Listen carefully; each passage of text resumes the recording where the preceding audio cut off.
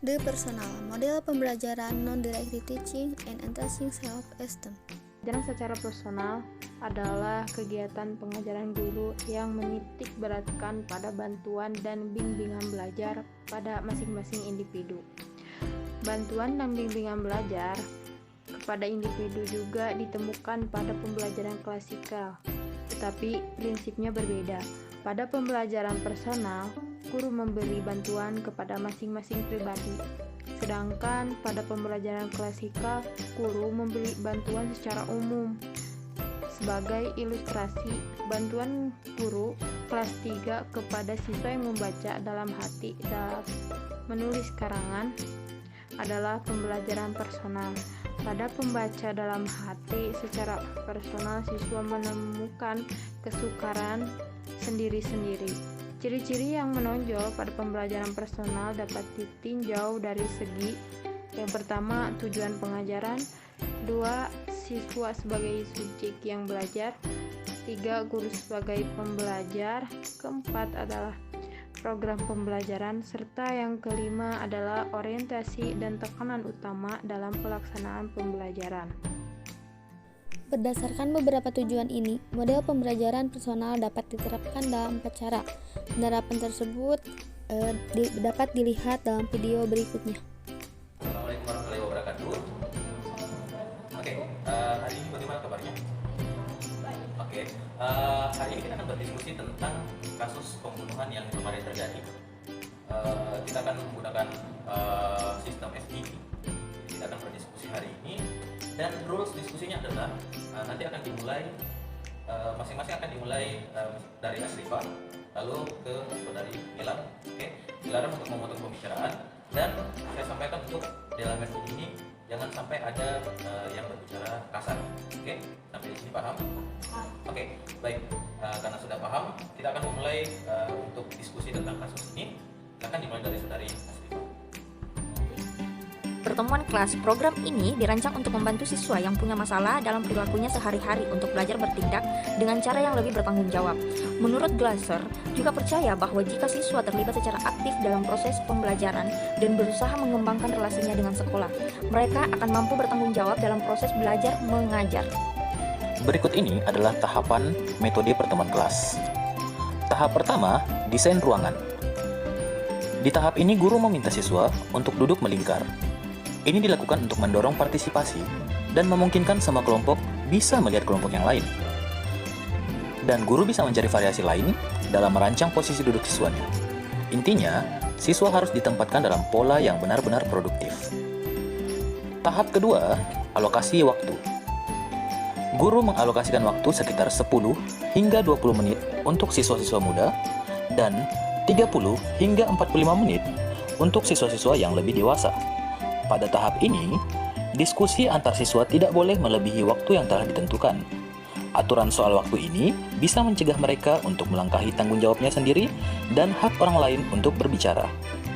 Tahap ketiga, implementasi. Di tahap ini, guru membuka meeting dengan meminta siswa mendiskusikan topik seputar perilaku, emosi, atau masalah-masalah yang terkait. Aturan-aturan yang berkaitan dengan bahasa kasar, komentar-komentar yang keras, atau hal lainnya seharusnya sudah disepakati bersama siswa. Aturan mengenai kesempatan berbicara juga penting. Jika ada seorang siswa yang memonopoli percakapan, guru sebaiknya segera memanggil siswa lain untuk berbicara atau bertanya pada siswa lain apakah mereka melihat bahwa siswa tadi sudah memonopolisasi pembicaraan. Tolong ditahan dulu, tolong ditahan. Biarkan saudari Asrifah untuk memutarkan pendapatnya terlebih dahulu. Oke. Guru membimbing siswa menuju resolusi permasalahan yang diangkat. Tahap keempat, rekognisi. Di tahap ini, guru memberikan penghargaan atas partisipasi siswa yang luar biasa dalam pelaksanaan pertemuan kelas. Jadi, hari ini forum diskusi kita sudah selesai, alhamdulillah.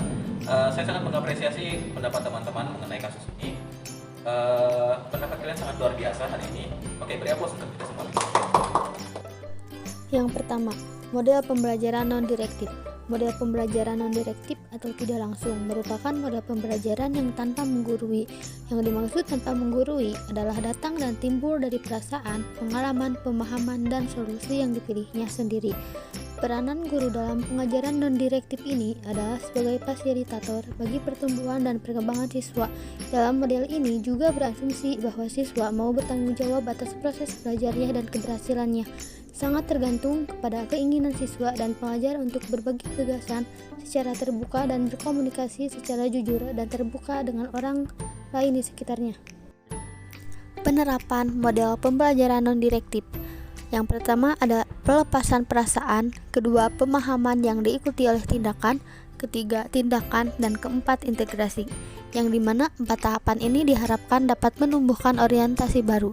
Lalu dalam penerapannya pasti juga terdapat masalah yang dihadapi oleh seorang guru, yaitu 1. Perasaan saat ini, 2. Perasaan yang menyinggung, 3. Alternatif yang tidak tereksplorasi yang disebabkan oleh reaksi emosi siswa. Tujuan model pembelajaran non-direktif menekankan pada upaya memfasilitasi belajar. Tujuan utamanya adalah membantu siswa mencapai integrasi pribadi, efektivitas pribadi, dan penghargaan terhadap dirinya sendiri secara realistis.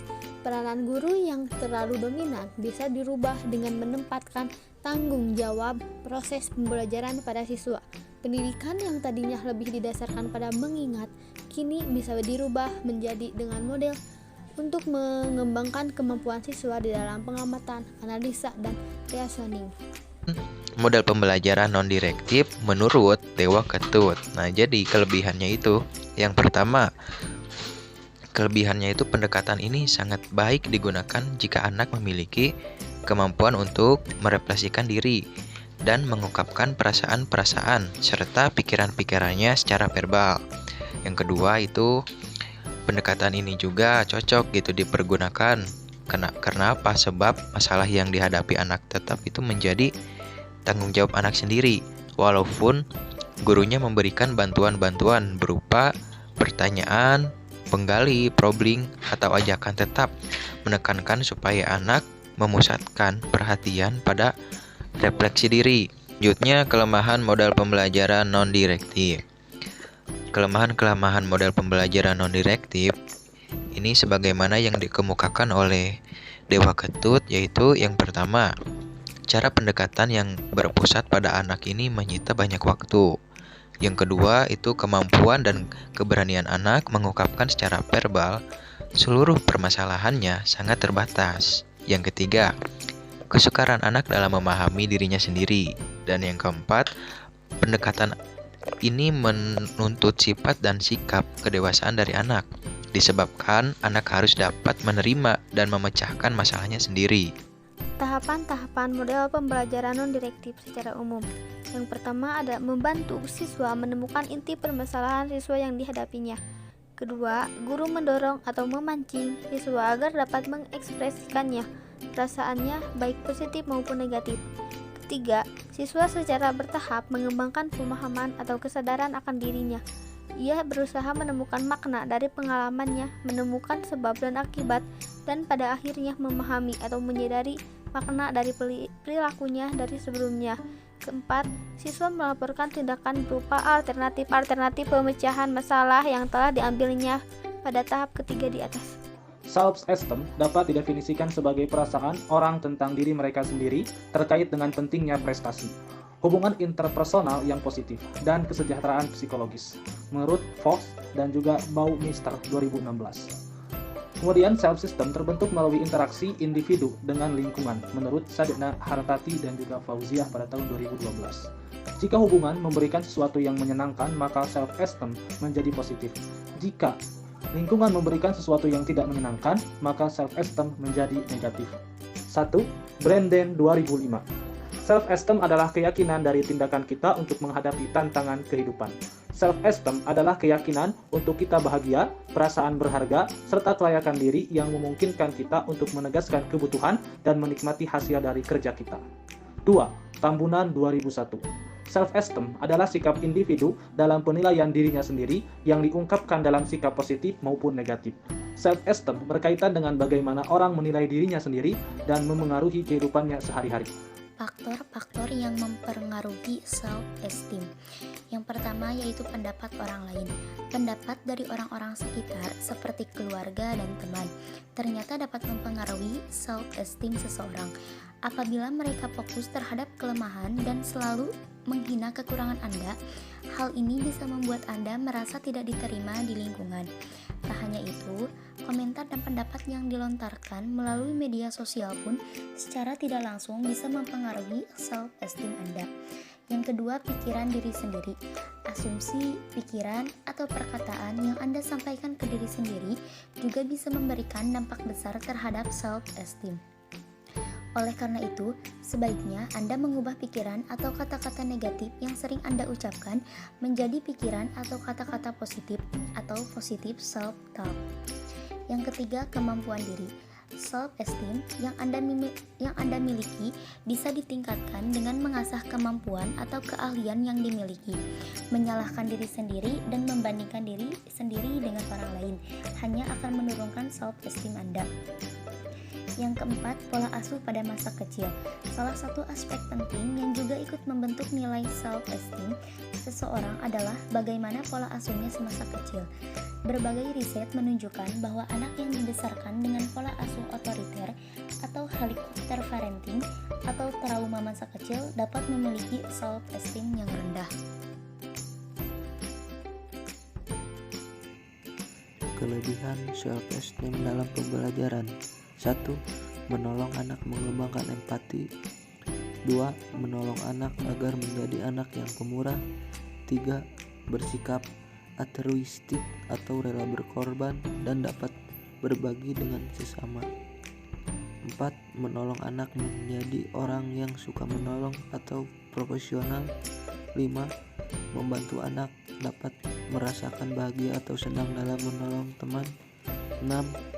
Mengajar kepada anak bahwa setiap orang mempunyai hak yang harus dihargai, menekan nilai-nilai kerjasama dan kompromi dibanding kompetisi, serta mendorong anak menemukan keindahan dalam berteman. Kelemahan self-esteem. Anak dengan harga diri yang relatif rendah memiliki pandangan yang negatif terhadap dirinya. Anak yang memandang dirinya secara pesimis, hal ini akan menjadi kendala atau hambatan dalam berinteraksi dengan orang lain. Anak akan merasa kurang aman dan tidak diterima orang lain. Langkah-langkah untuk membangun self-esteem pada anak. 1. Beri contoh dan ajarkan hal baru. Ketika ingin mengajarkan sesuatu hal, sebaiknya kamu mulai dengan memberi contoh terlebih dahulu bagaimana cara yang benar untuk melakukannya. 2. Jadilah role model yang baik pada umumnya. Anak merupakan pengamat sekaligus penyeru yang baik, maka dari itu sebagai pengajar atau guru, kamu harus menjadi panutan yang dapat dibanggakan. 3. Beri pujian dengan bijak. Anak-anak senang saat mendapatkan pujian, apalagi ketika merasa bangga setelah berhasil melakukan sesuatu yang menurut mereka itu sulit. Hindari kritik tidak membangun, seperti ayo belajar, jangan malas-malas jadi anak. Merupakan kata yang bukan motivasi, tapi justru berbahaya karena melukai self-esteem sang anak.